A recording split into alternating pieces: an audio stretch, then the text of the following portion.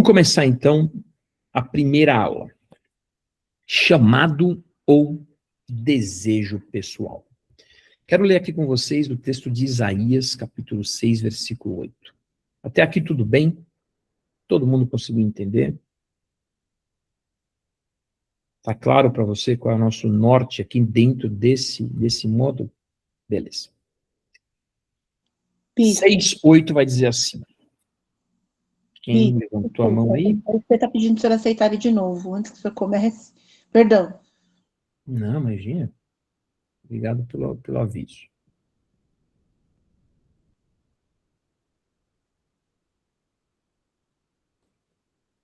Depois disto, ouvi a voz do Senhor que dizia: a quem enviarei? Quem há de ir por nós? E disse eu: eis-me aqui, envia-me a mim. Bom, vamos lá. O tema dessa aula é o seguinte: quem colocou o desejo em meu coração? Olha, por incrível que pareça, pode haver no teu coração um desejo de ascensão no ministério ou de serviço pastoral que não tenha vindo de Deus. Porque, da maneira que está posta a igreja nos nossos dias, você tem na figura pastoral um atrativo de autoridade, de ascensão e projeção em vários níveis da sociedade, tá? Então, pastores famosos no YouTube, na internet, nas redes sociais, vidas itinerantes, vidas absolutamente com penetração em várias camadas do poder público, do poder civil e até do poder militar. Então, nós vemos que há bastante descaracterização dentro daquilo que é o chamado, a eleição, e existem coisas que são absolutamente factíveis e que precisam ser feitas e preservadas, e outras que, na verdade, são só o uso de uma autoridade que lhe foi conferida. Então, existe a convivência sadia com o poder público. Vou dar um exemplo, a gente passou aí por um momento muito delicado, então eu enviei lá no grupo de voluntários hoje, para honra e glória do Senhor, foi expedida a nossa licença, né, de atividade, um milagre que aconteceu em poucos dias, né, mas também nós tínhamos até na semana passada, no dia 9 de junho, mais especificamente, um documento emitido declarando o encerramento das atividades, tá? Então, se nós não tivéssemos aliados, se nós não tivéssemos penetração, se nós não saíssemos batendo na porta de todo mundo, como é que seria? Ah, mas é o Senhor. Claro que foi o Senhor que promoveu tudo. Foi ele que me incomodou, inclusive, na segunda-feira, para olhar se o nosso alvará estava expedido, né? E se eu não tivesse entrado no site, visto que havia esse documento, a gente talvez estaria aqui fazendo a aula, já às vésperas do problema, e semana que vem, dia 29, que acho que é segunda-feira, né? A gente ia dar de cara lá com o fiscal, metendo um lacre na nossa porta, né? Então foi o Senhor. Mas a convivência com o poder público, ela é necessária. Agora, até onde, né? Até onde eu preciso orbitar, até onde eu preciso penetrar nesses ambientes para que aquilo não fascine o meu coração, né? Alguém que grava uma série de TV falando que vai bater papo com o presidente como se fosse o café com o irmão da esquina. Alguém que declara abertamente que ele põe quem ele quiser no palco de algum evento. Até onde a gente pode entender que isso é sadio pelo poder ou pela autoridade que lhe foi conferida. Então, veja só, o que a gente vai buscar hoje? mergulhar nessa autoridade, nessa jornada, nessa descoberta pastoral, para poder perceber que, na verdade, não é uma posição que nós ambicionamos e conquistamos. Antes de mais nada, é um chamado de Deus, é uma disponibilidade nossa em atender uma missão de representação divina. Veja o que o Senhor disse aqui nesse texto de Isaías a Isaías. A quem enviarei? Quem irá por nós?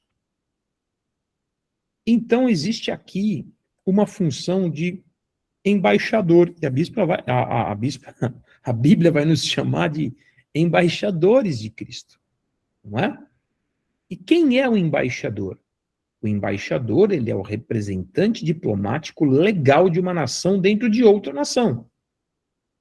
Nós pertencemos ao Senhor e somos dos reinos dos céus, ok? E nós, então, somos embaixadores por quê? Não somos daqui, né? Mas estamos aqui. E representamos aquele que nos enviou. Então, até o final de hoje, lá pelas 9:30 da noite, a gente precisa ser capaz de distinguir se eu quero ser pastor por aquilo que eu tenho visto na sociedade nesses dias, se eu quero protagonizar alguma cena como essa, se eu quero estar nas rodas influentes, se eu quero adentrar as portas com facilidade, se eu quero ser chamado para as rodas de negociação, se são as ambições pessoais, ou se é um desejo legítimo, ou se é um chamado divino. Até o final de hoje a gente precisa entender isso. Porque se você não entender isso, não vale a pena nem passar para frente no módulo. Entende? Eu não estou aqui classificando o que é certo e o que é errado. Cada um vai colher daquilo que ele plantar. O fato é que a Bíblia define aonde nasce o chamado. A Bíblia mostra que não é por nossa opção própria. Não fostes vós que me escolhestes. Então existe algo, de fato, que acontece dentro de nós, e existe sim uma escolha da parte de Deus para determinadas pessoas. Então não é incomum hoje alguém entrar para o ministério por uma motivação errada. Ou até por uma motivação que não seja 100% genuína. Por exemplo, afinidade, amizade, né?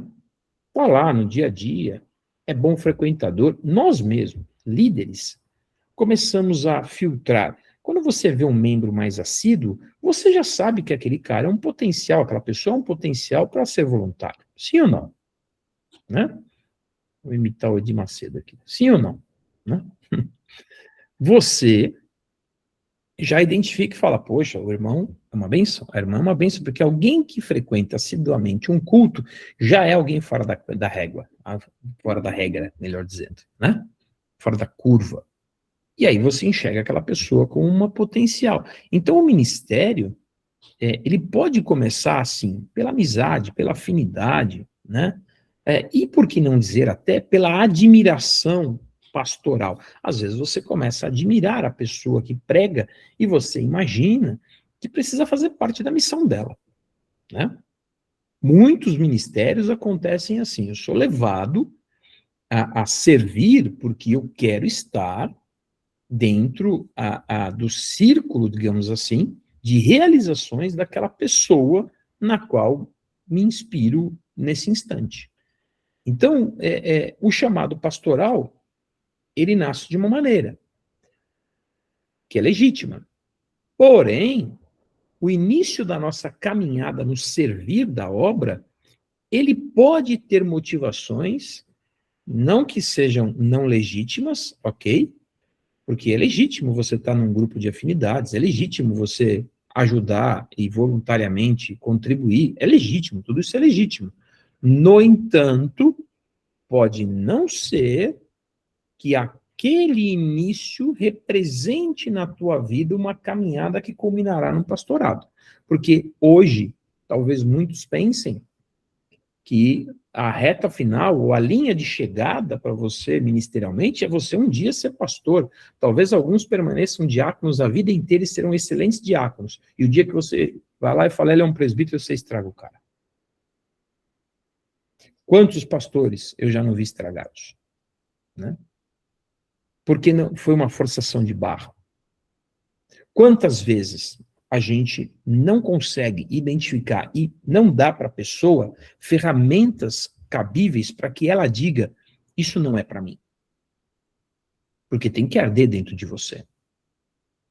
Se o chamado vai nascer de forma diferente desta genuína, ele não vai ter a estrutura necessária para suportar os desertos que vêm pela frente, porque ser pastor não é brincadeira. Pregar todo mundo quer. Mas suportar todas essas cargas que eu acabei de dizer aqui, nem todo mundo quer. Na hora que eu li aquele documento, o que passa na nossa cabeça? Eu tenho um contrato de 60 meses nas minhas costas de R$28 mil por mês.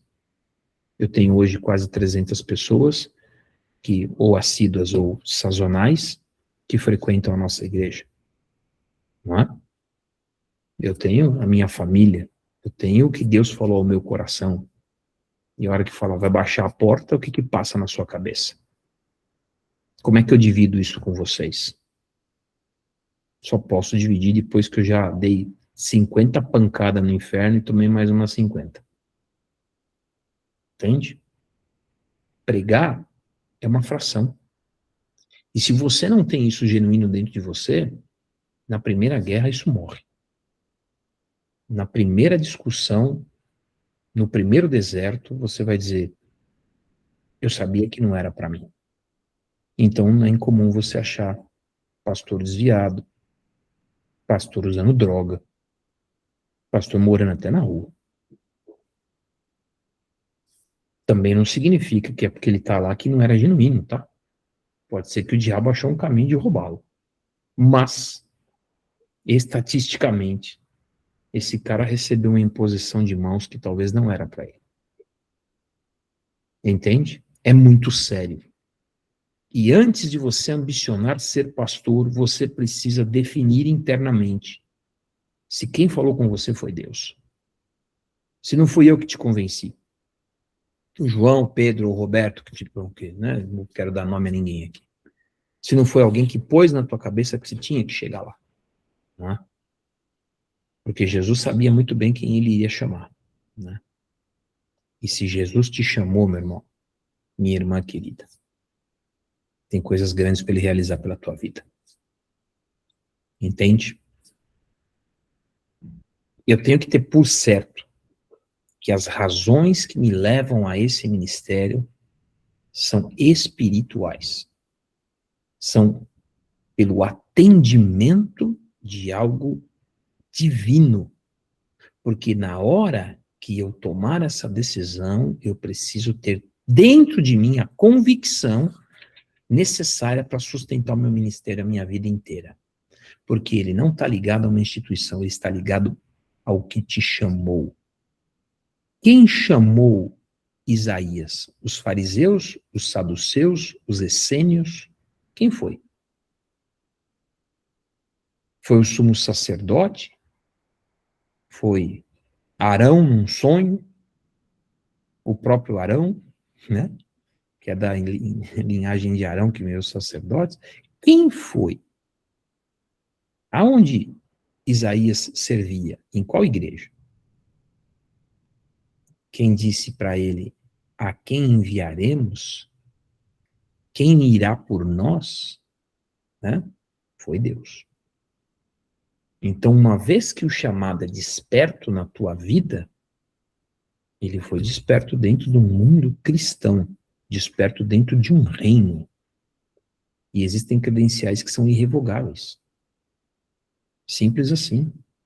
Né? São irrevogáveis. E aí, então, nós vemos as distorções.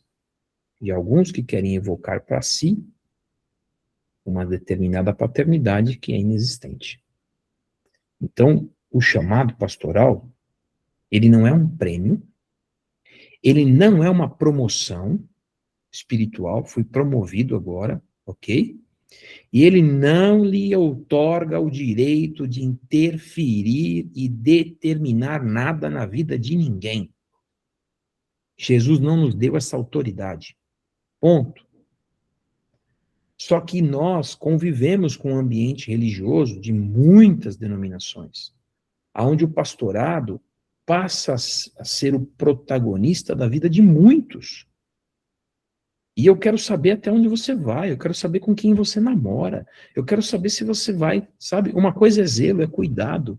Outra coisa é eu querer controlar a tua vida ao ponto de tirar até a tua própria privacidade. Eu não posso tomar decisões por você e nem quero dos detalhes da sua vida.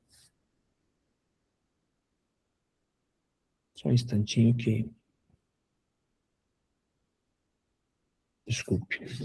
Fechou uma tela aqui, eu achei que tinha... Vocês estão me ouvindo bem? Só faz uma cena aí. Fechamento aqui. Você entende? Então, determinar quando, como, por quê, aonde, né? Não faz parte, não faz parte da nossa essência dentro do ministério, dentro do chamado. Pois não, Sula.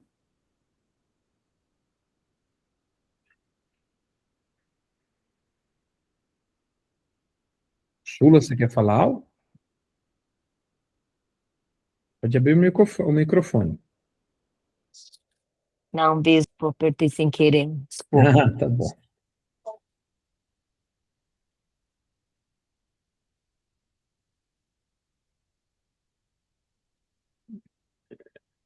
Eu que não estou conseguindo baixar a mão da Sula. Aqui, ó. Bom? Então, se a sua expectativa é essa, e muitos, tá? Muitos têm essa expectativa. Na hora que eu for pastor, eu vou mandar, né? Na hora que eu for presbítero, eu vou ser servido. Na hora que eu for bispo, então, meu Deus do céu, né? Isso é tão deslocado aquilo que é a vontade de Deus, né? Porque, assim, se você, numa função pastoral, de liderança cristã, o mundo está girando ao seu redor, já tem alguma coisa errada nisso. E existem pessoas que nutrem a expectativa de, uma vez levantadas, o mundo girar ao seu redor. E quando eu falo do mundo girar ao seu redor, eu estou falando de um ambiente religioso que está posto há milênios. Porque o sacerdote há milênios, ele tinha um mundo, um micromundo girando ao redor dele.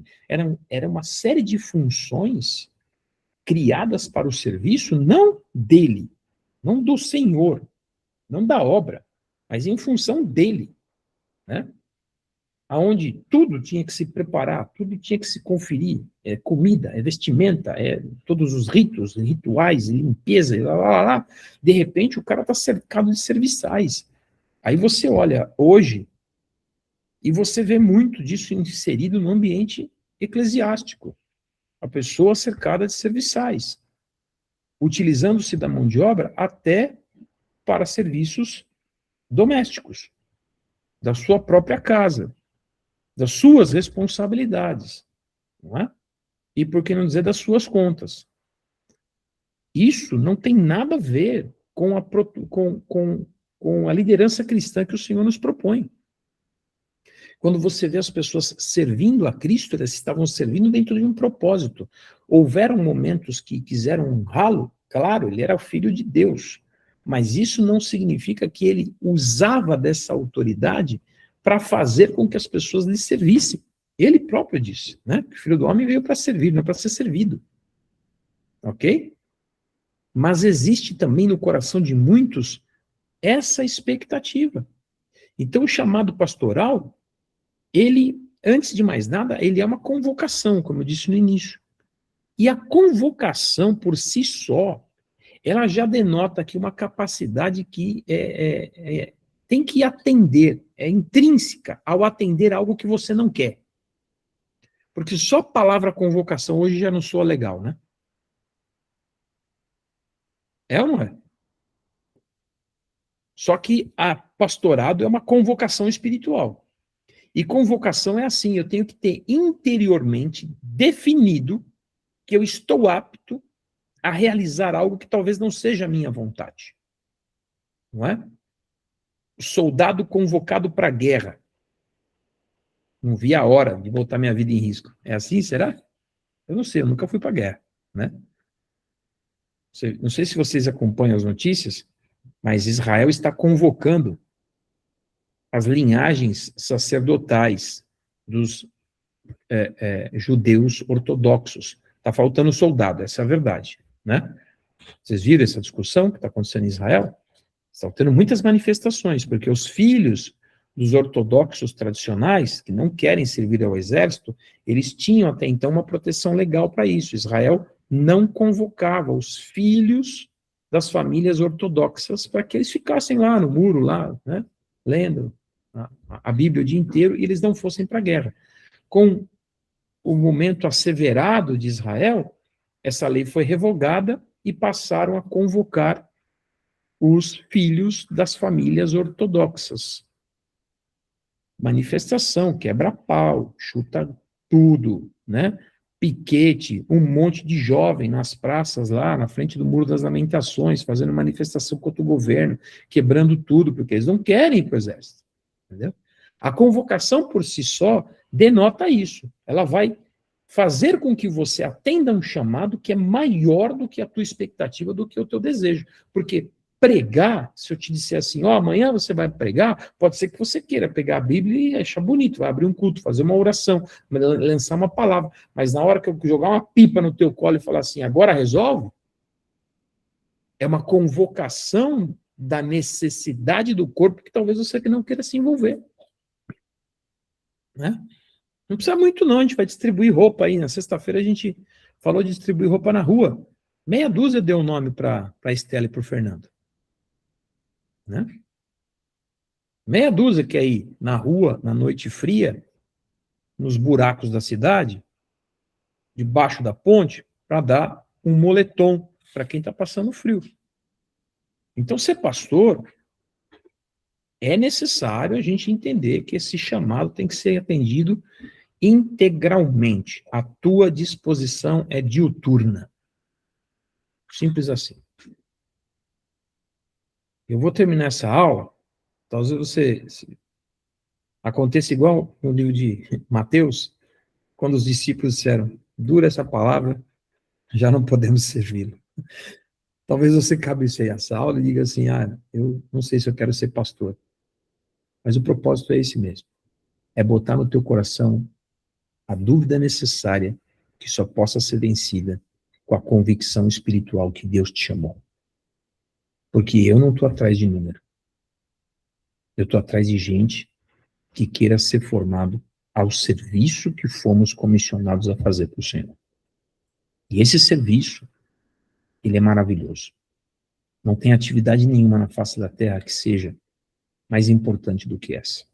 Eu não me arrependo um único dia de ter tomado a decisão que eu tomei. Eu tenho amigos que são CEO de empresas, diretores de empresas. Eu participei do movimento mobile de telecom desse país, né?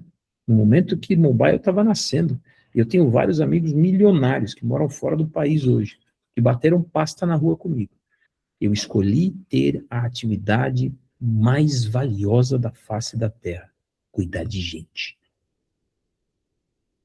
Cuidar de gente. Viver da provisão que vem do céu.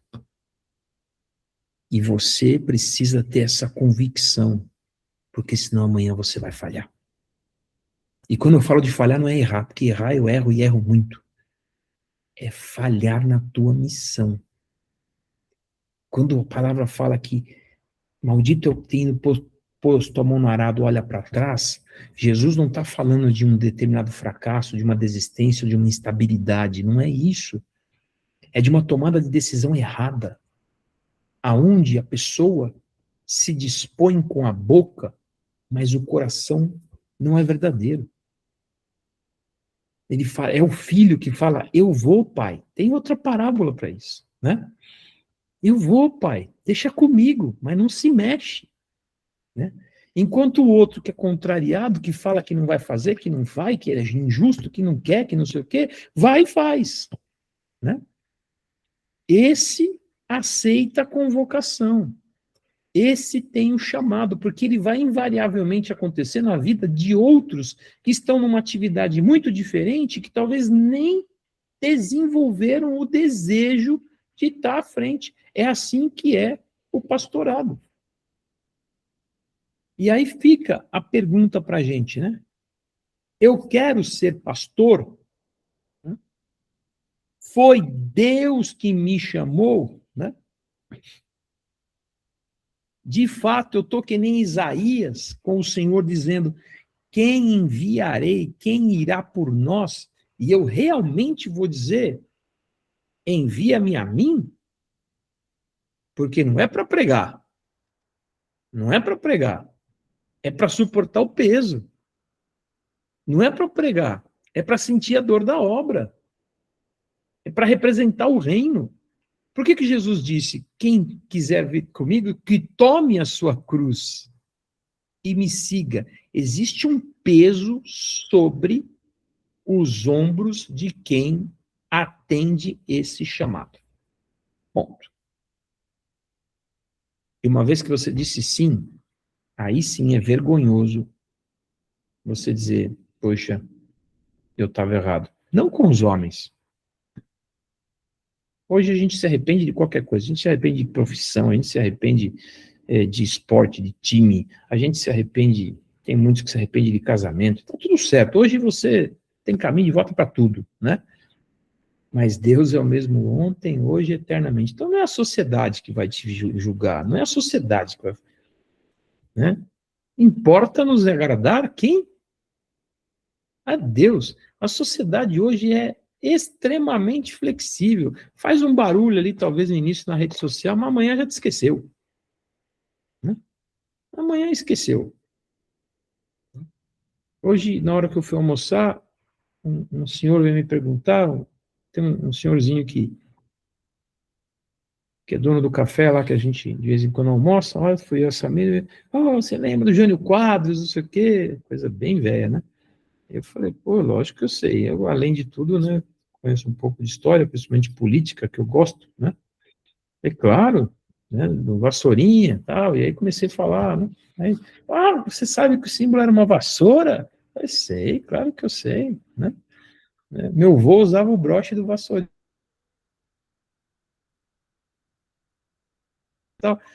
É muito raro hoje em dia quem lembra, quem sabe o que significa. Tal. Eu falei, pois é, né? Ele fez tanto barulho, tanto estardalhaço, no dia que chegou à presidência, ele renunciou.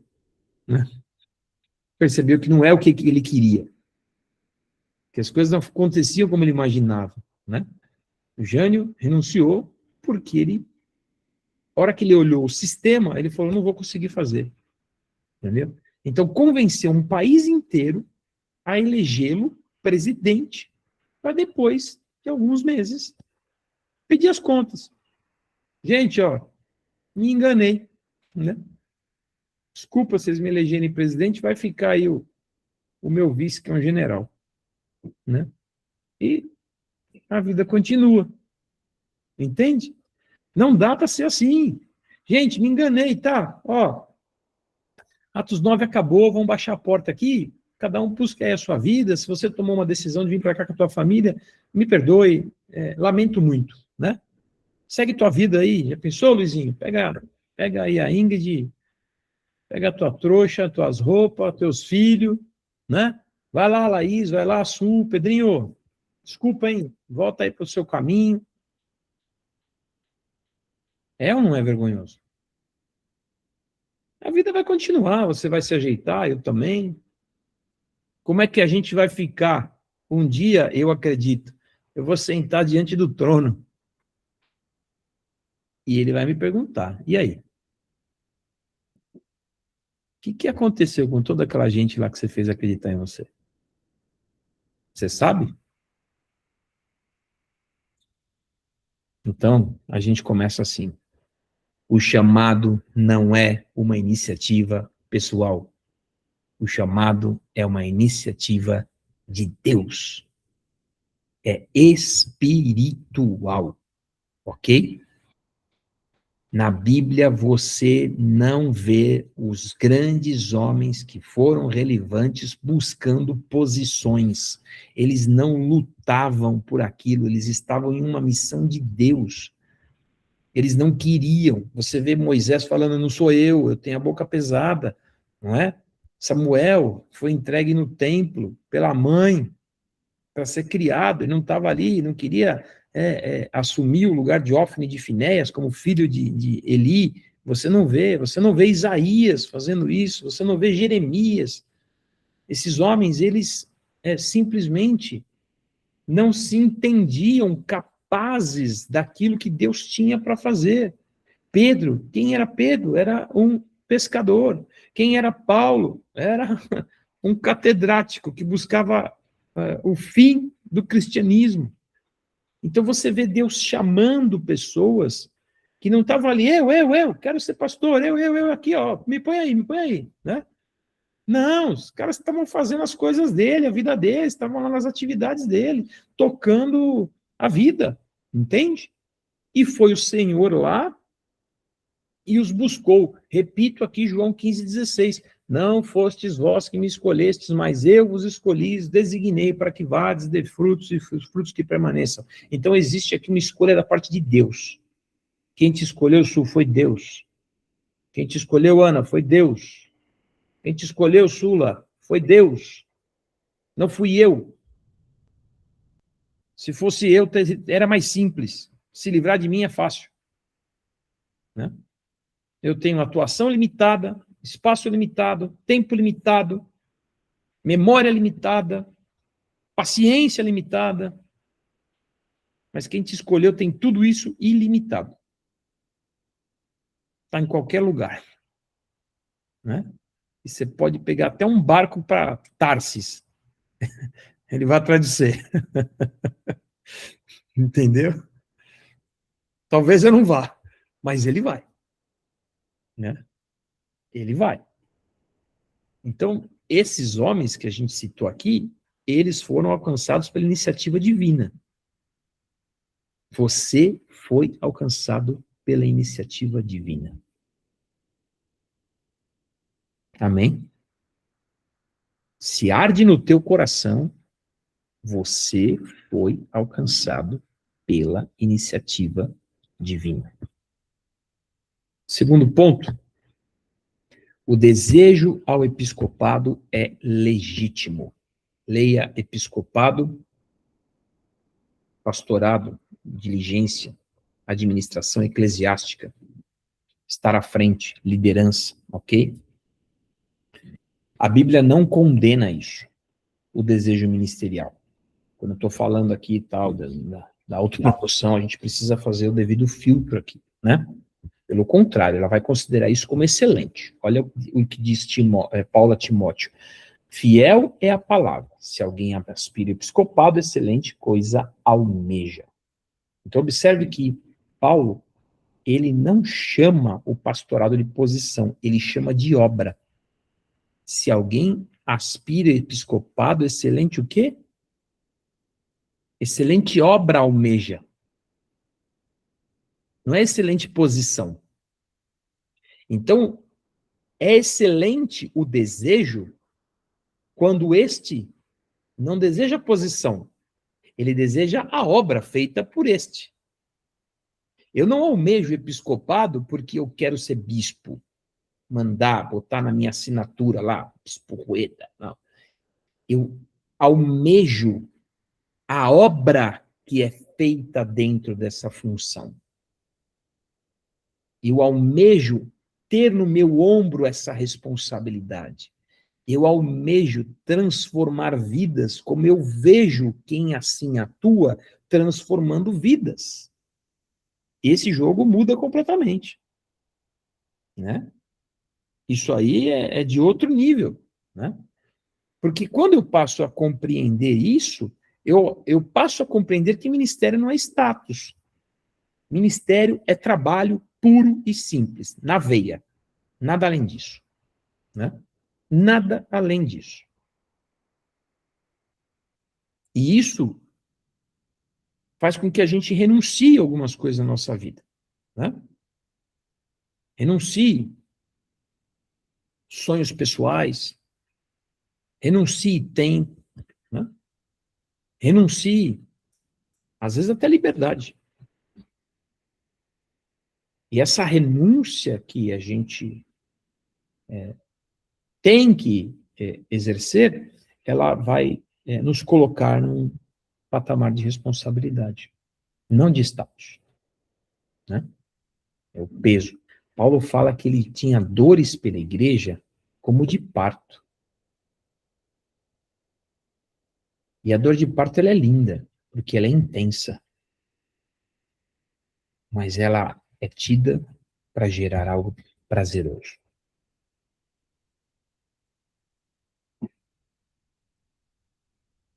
A dor de parto leva a mulher, talvez, ao sentimento mais prazeroso que alguém pode ter na face da terra.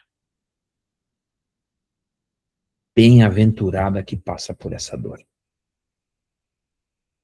Se Paulo faz essa comparação, a gente precisa entender essa obra e o que a gente está aspirando, porque ser pastor gera dor, mas a dor que é gerada em nós, ela vai culminar na transformação da vida de alguém, o nascimento de uma nova pessoa em Cristo.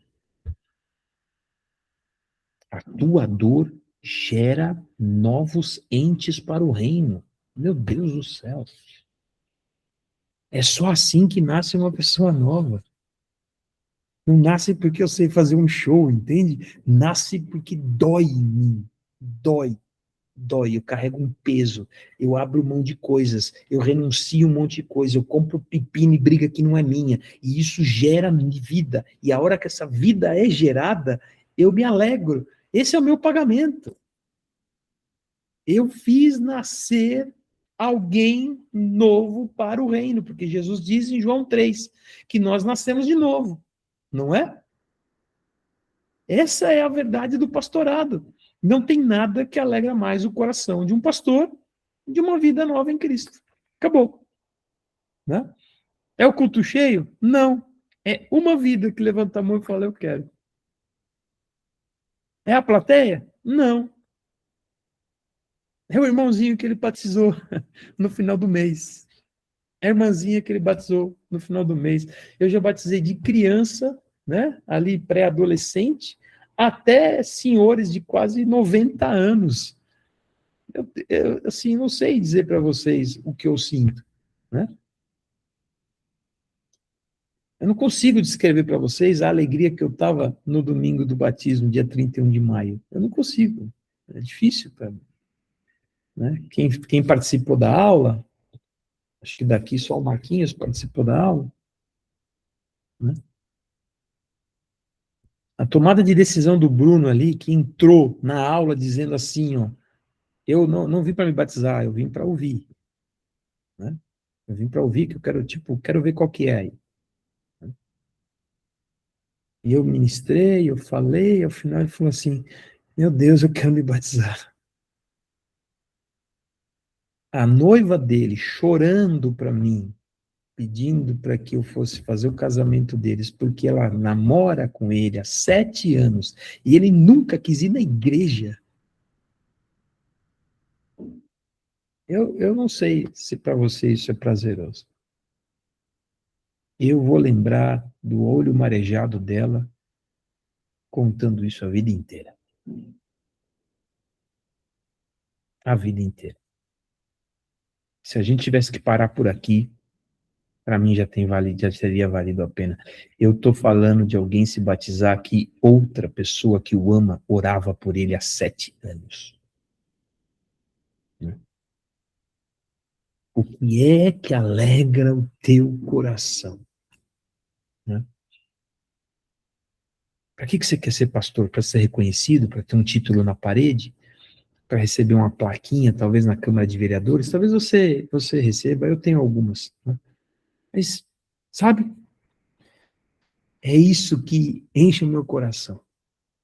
É isso que me dá gosto contar. É essa foto que eu quero tirar com quem nasceu de novo. O terceiro ponto, o nosso chamado ele é confirmado ao longo do tempo, né? A gente vai criando raízes. E é claro que quando o chamado ele acontece, a gente recebe ali um óleo na nossa cabeça, tal. Você já tem uma designação espiritual para aquilo, mas é com o tempo que o chamado vai se concretizando, que ele vai amadurecendo, que você vai se tornando cada vez mais hábil naquilo que você faz. Então, embora Deus possa formar a gente assim de forma sobrenatural, a confirmação ela vai acontecer com o tempo, né? E alguns fatores específicos a gente pode identificar que vão amalgamar aí a nossa caminhada. Primeiro é a convicção interior. Ela vai ficando mais forte, né? Vai ficando mais forte cada dia mais. E aí, às vezes, as pessoas acham que você vai ficando mais teimoso, sabe? Mas não é isso. É que as coisas começam a funcionar diferente na sua cabeça, né? Outra coisa são os frutos que vão sendo produzidos. Você vai tendo consciência, não fui eu. Eu não conseguiria. Eu não conseguiria, né? Não fui eu. Não tenho essa capacidade. Hoje meu filho falou para mim, pai, eu admiro o senhor é um leão para lutar pelas coisas da obra, né? Porque eu fui realmente para cima do negócio tudo. E eu falei para ele, filho, ninguém faz nada sozinho. Ninguém faz nada sozinho. Não fui eu que resolvi isso, né? Claro que eu tenho o meu papel, mas o dia que eu achar que eu sou o cara, que fui lá, que todo mundo me atende, que não sei o quê, eu já era, eu caí. Eu estou na beirada do precipício, porque a arrogância precede a queda. Eu vi o Hamilton correr para me emitir os certificados necessários. Eu liguei para a empresa que fez a obra, eu falei para os caras, olha, eu paguei vocês na época, vocês garantiram para mim que esse material ia resolver, eu quero o documento. E o cara foi lá, fez o cadastro, ele nem cadastrado na cidade de Santo André ele era, ele entrou no portal, fez o cadastro. Em 2 dias, os caras resolveram tudo. E eu só fui o cara que liguei para todo mundo. Entendeu? Enchi as paciências do vereador, do secretário, do assistente. A hora que eu liguei pro menino hoje para perguntar se estava tudo certo, o moleque deu até uma bufada no telefone. O rapaz lá da secretária, a hora que ele me atendeu, eu falei, oi Augusto, é o Rueda de novo. Pois não, só aquele negócio assim. Desculpa, aí eu falei, desculpa ficar te ligando toda hora, querida, é que eu tô precisando resolver isso. Não, tudo bem, seu Rueda, vamos lá. O, o funcionário do departamento público que conseguiu o telefone dele já estava aqui comigo, entendeu? Tá tudo certo, mas ninguém constrói um edifício sozinho, ninguém faz nada grande sozinho. Nós temos frutos que produzimos ao longo do caminho e eles vão sendo incontestáveis. Então o teu chamado ele vai amadurecendo. Você vai olhando para trás e fala assim, peraí, né?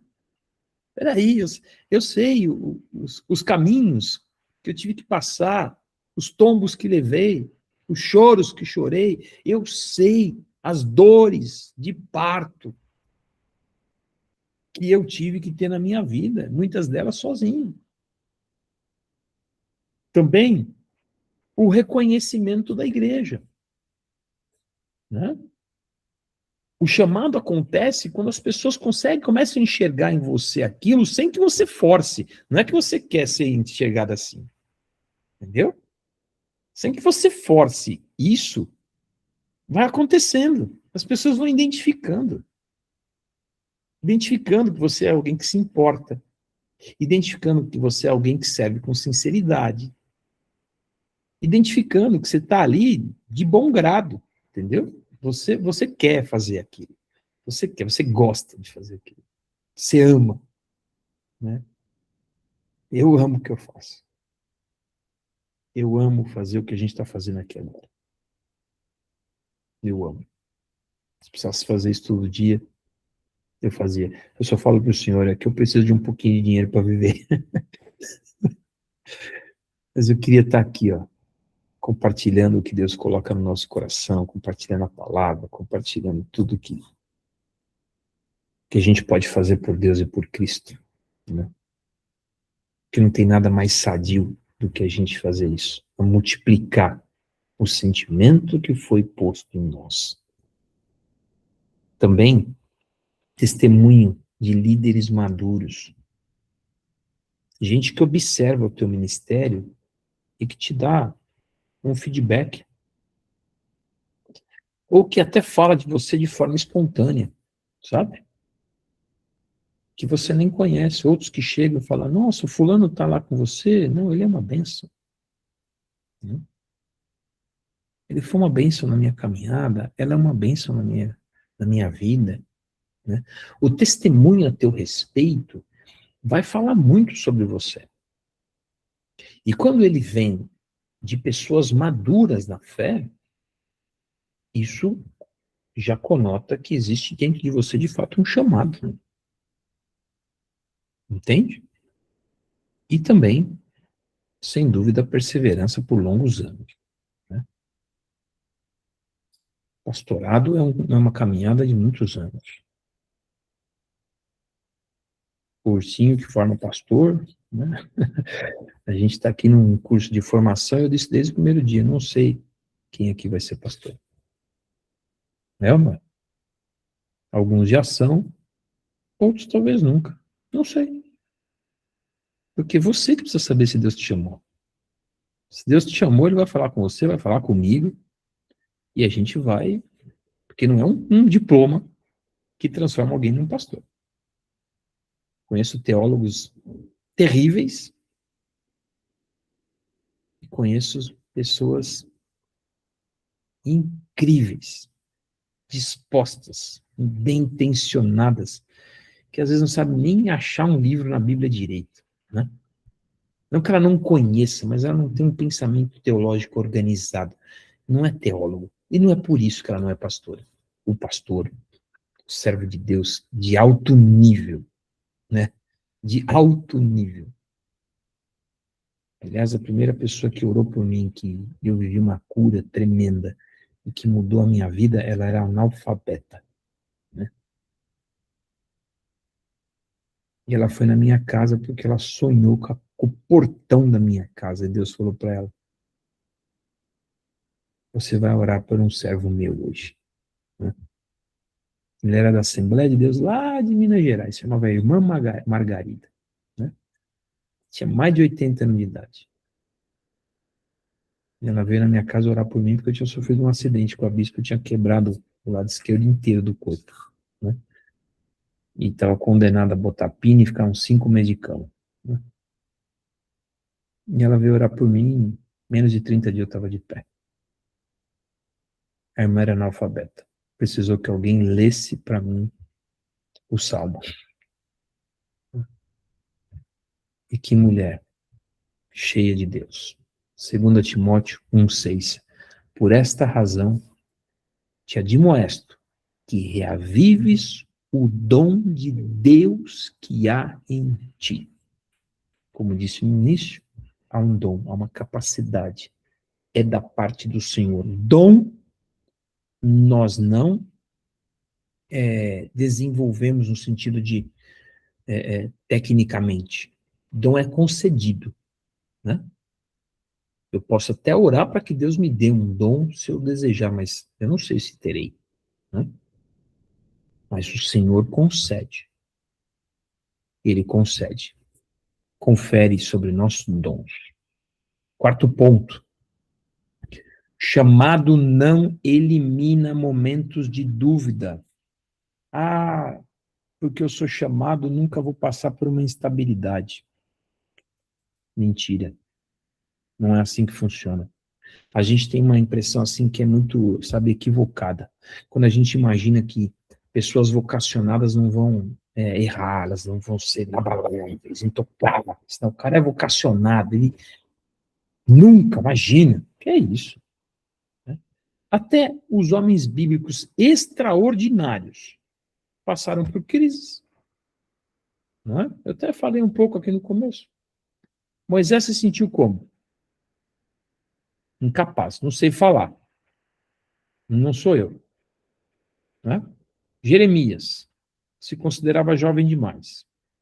Elias desejou morrer. Desejou uma morte. Né? Pedro não só fracassou, negou Jesus. Não é que ele entrou em crise se ele era apóstolo. Ele negou que conhecia Jesus. Né? E Paulo? Paulo enfrentou um monte de perseguições. E terminou só. Ele fala claramente, me deixaram só aqui, fulano foi para onde, ciclano foi para lá, se você puder me traz minha capa. Né? Eu estou aqui sozinho. O cara fundou todas as igrejas fora da língua judia, né? Do língua hebraica, extramundo judeu, ele é o responsável pela coisa e morreu sozinho.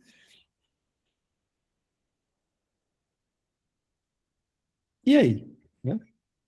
Você entende? Não significa que é porque você tem uma vocação que você não vai passar por uma crise. Que não vai ter a hora que você acha que não é com você, que tem coisas que precisam ser remoldadas, que, olha, não sei, cara, não estou bem, eu estou com vontade de chorar, estou com vontade de sair correndo, estou com vontade de largar tudo, sei lá. Né? Eu estou falando de homens que mudaram a história e que entraram para a narrativa bíblica, né? Eles estão aqui, ó, né?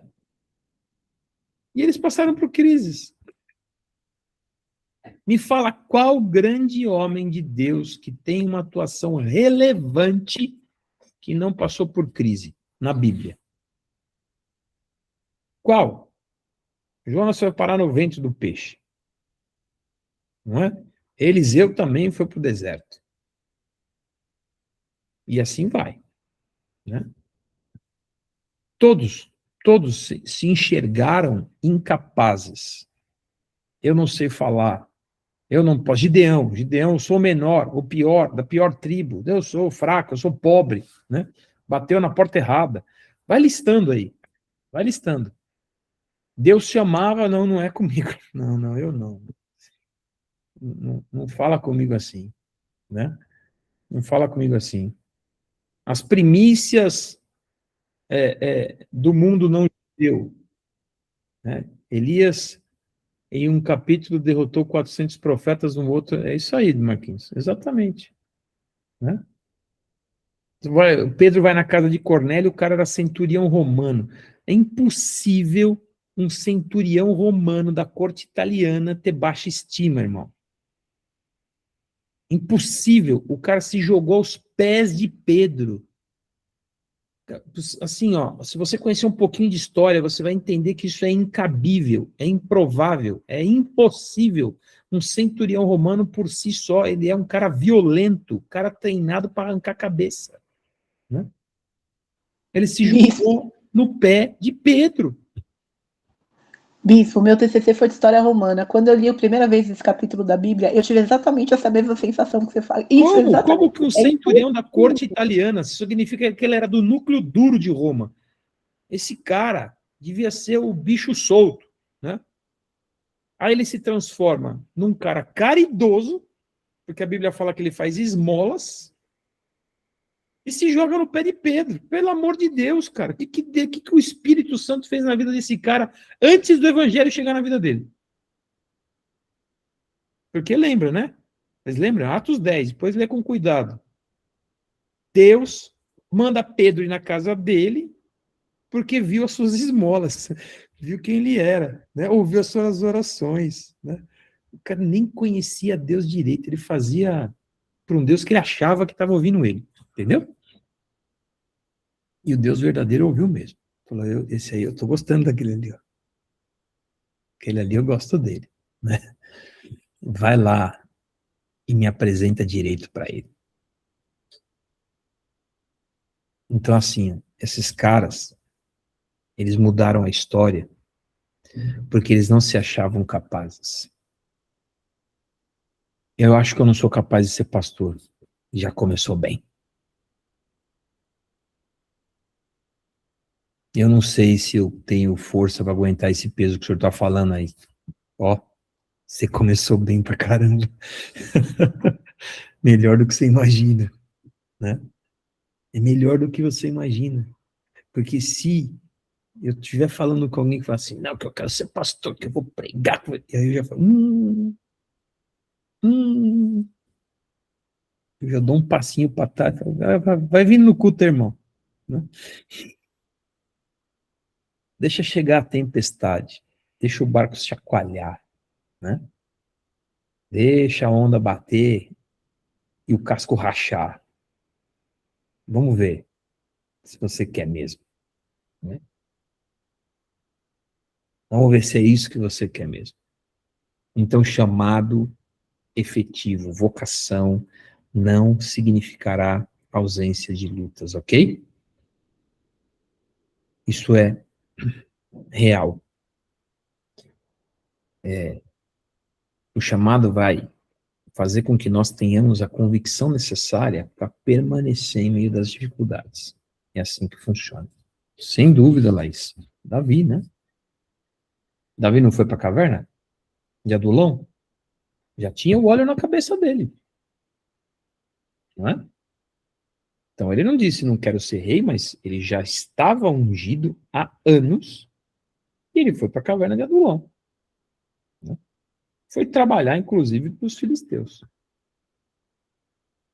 Se isso não é uma crise existencial, o matador do gigante trabalhar para os filisteus, entendeu? Então, não sei o que é, né?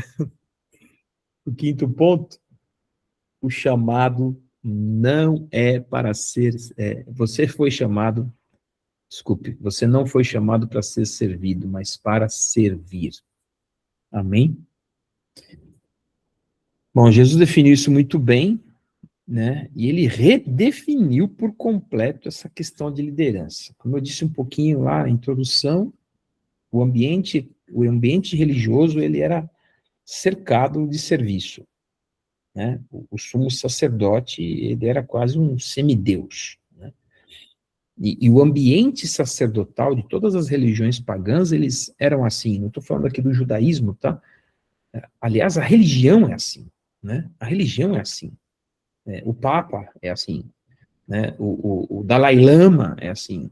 Não importa, é só você olhar uma religião, o líder dela, via de regra, está cercado de benesses, né? Então, nós precisamos entender que o nosso chamado é para servir, não para ser servido, ok? Não quero cair aqui numa hipocrisia onde você fala, não preciso de nada. Isso é impossível, nós precisamos de estrutura.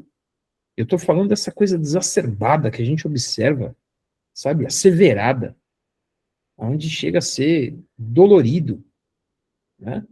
Dolorido para quem está ali no dia a dia, gastando o seu tempo, comprometendo o seu dinheiro, sua família, sabe, seu futuro, às vezes, em detrimento de alguns viverem uma vida nababesca.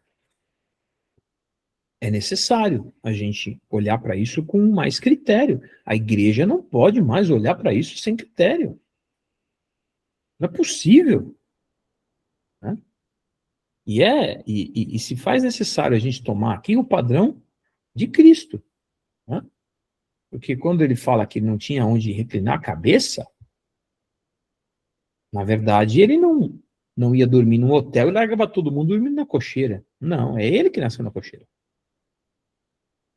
Não é? Chegaram em Samaria uma vez e ninguém quis dar hospedagem para eles. Tá bom, não vão dar para vocês, não vão dar para mim também. Né?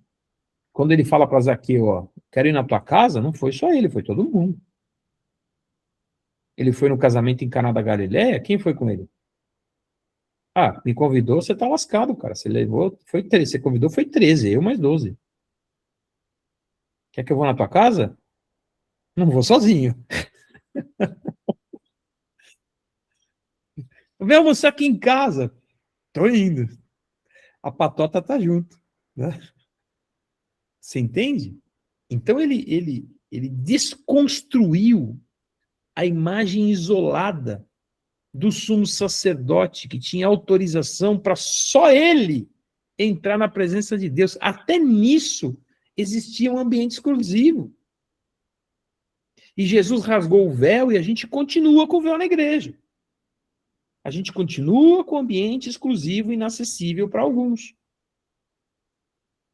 Aonde Deus abriu a porta do que era inacessível à religião. É necessário entendermos na nossa formação pastoral que esse pensamento semideus não deve existir em nós. Que eu não sou dono da verdade, que eu não posso ser questionado, que sempre a minha ideia está certa, que o ambiente que eu estou, você não pode acessar, o banheiro que eu uso, você não pode usar, a vaga que é minha, você não pode ir para o teu carro, o prato que eu uso, o copo que eu uso, você não pode usar. Esse tipo de coisa não está descrito no Evangelho. Entendeu?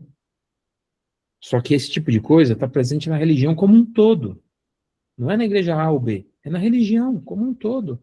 O ambiente exclusivo da pessoa. Olha, eu não estou falando de ter privacidade, de ter que ter um lugar para atender alguém. Não estou falando disso, tá?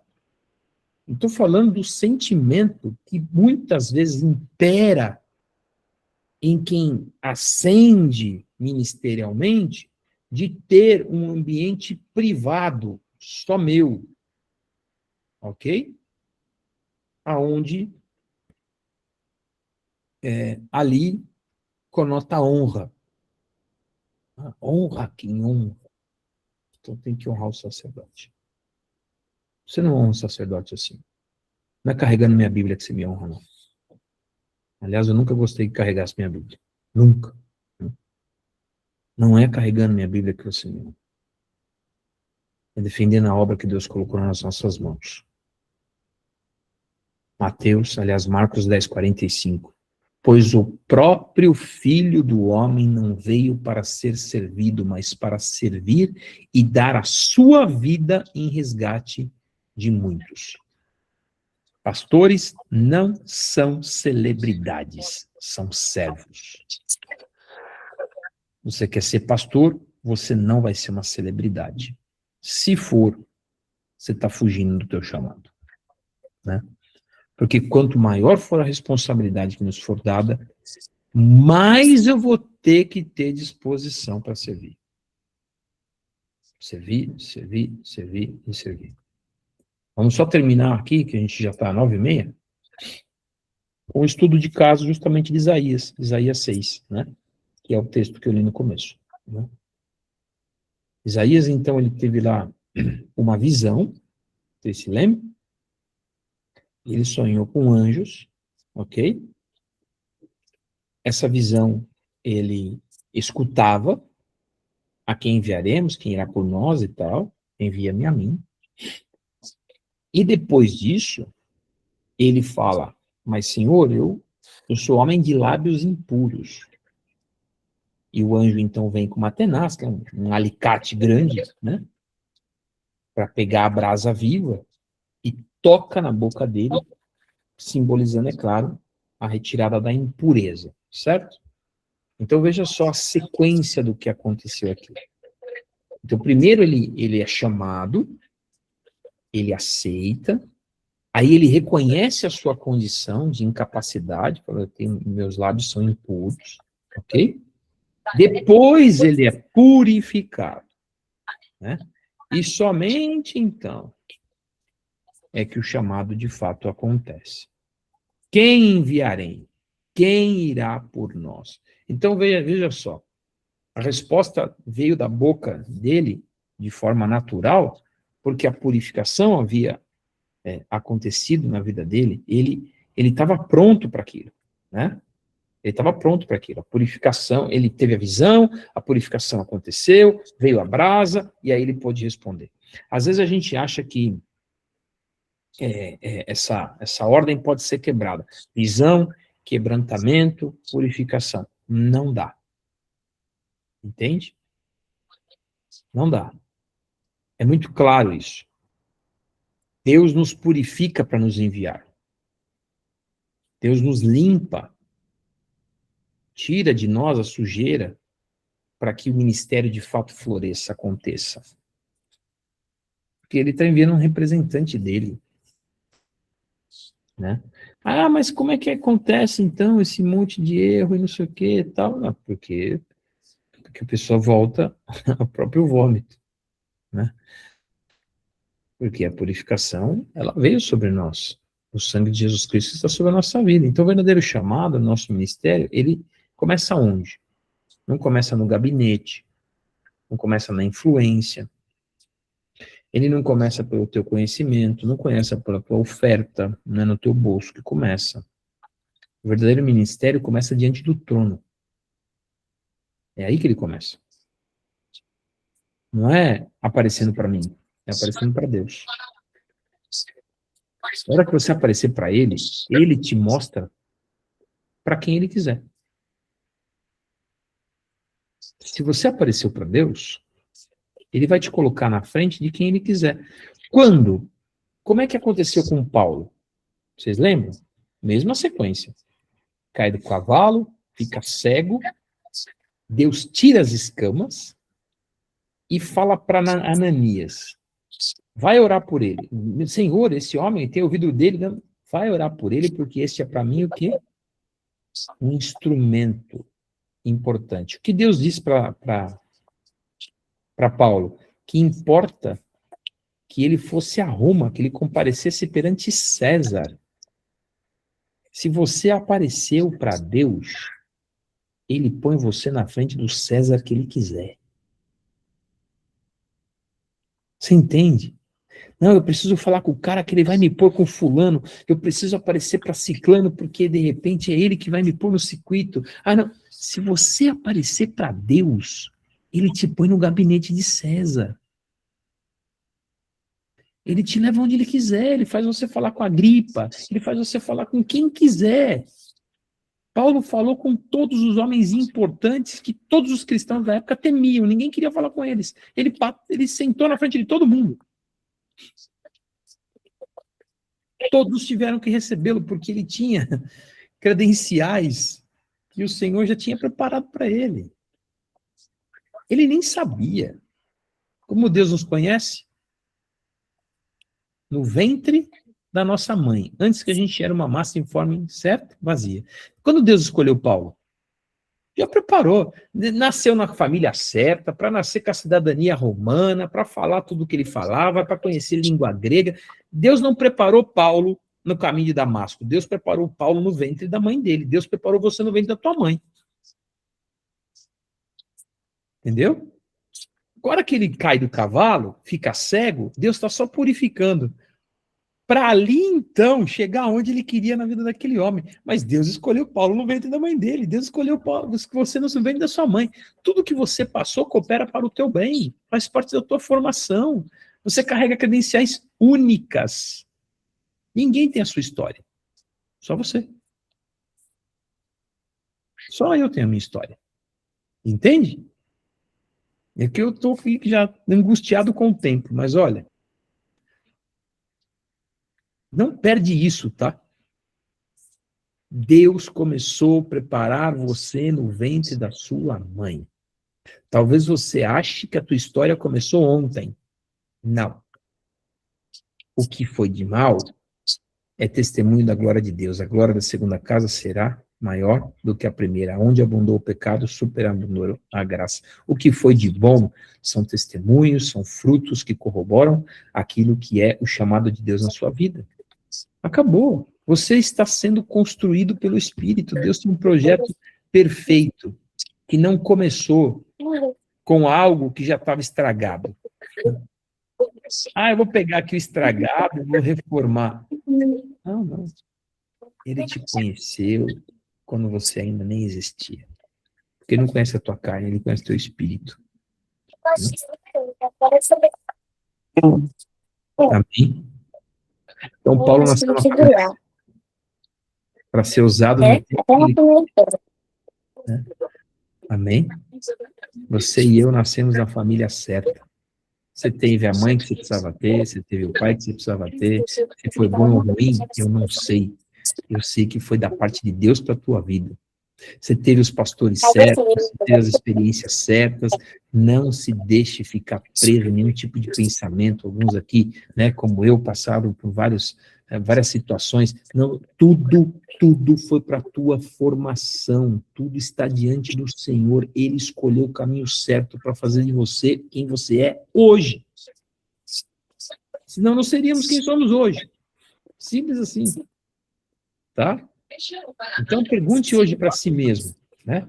O que é que mais te atrai no ministério? O púlpito ou as pessoas? Já estou chegando no final, tá? O que mais te atrai? Tá? A visibilidade ou o serviço? Né? A posição ou o chamado? O que arde no teu coração? Né? Você quer botar a cara na câmera? Ou você quer pôr a mão na cabeça? Né? O que é que arde no teu coração? Porque o amado verdadeiro, ele continua firme. Ele sobrevive quando vai faltar o aplauso, entendeu? E às vezes vai faltar aplauso. Exercício.